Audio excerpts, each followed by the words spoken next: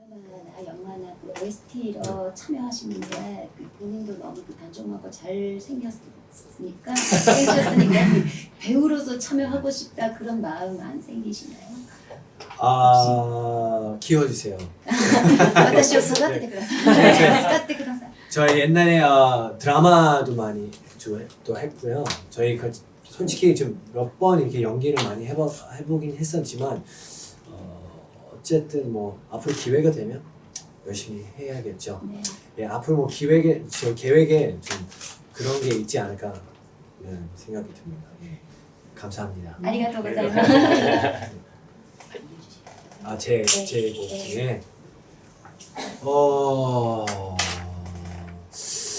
가장 인상 깊은 OST는 사실 뭐 모든 OST는 자기 나름대로 이게 매력이 있었고요.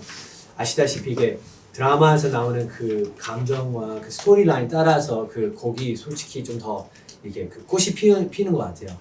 그래서 저 같은 경우는 그때 역전의 여왕의 2편 역전의 여왕이라는 드라마가 있었어요.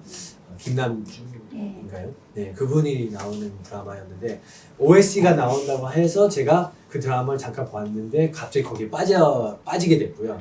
뭐 그런 경우도 있었고 뭐 당연히 시크릿 가든은 제가 또 친한 하지원 씨도 있으니까 그것도 열심히 보고 그래서 그런 OST들이 많이 기억이 남지만 뭐 어쨌든 이게 OST가 참 재밌는 게 그리고 영화 곡들도 다 똑같은 게 그냥 스토리랑 이렇게 같이 들어가니까 제가 녹음실에서 녹음했던 그 느낌이랑 또 영상에서 보는 느낌이랑 또 되게 새롭더라고요. 그래서 너무 좋더라고요. 일본 드라마요. 네. 제가 사실은 일본 드라마를 본 적이 아이씨 때루 그 영화 아니었어요? 라브레터. 네, 라브레터는 많이 들었고요. 잠깐 봤고 또 제가 한참 미국에 있을 때 이게 우리나라 한국 영화도 많이 봤지만 이게 다양한 이렇게 나라의 그 영화들을 많이 봐서 그 중에 일본 이렇게 영화가 있었던 것 같아요. 근데 생각이 나는 이름이 없어서 네. 근데 제가 발라드 가수를 시작했을 때는 그 발라드 가수 중에 그 히라이켄 그분의 약간 모델로 이런 분이랑 이렇게 노래를 비슷하게 부르는 게 어떻겠냐 회사 쪽에서 많이 이렇게 얘기했었어요. 그래서 히라이켄에 대한 노래도 많이 들었었고 또 이게 드라마보다 그런 노래는 많이 들어봤었죠.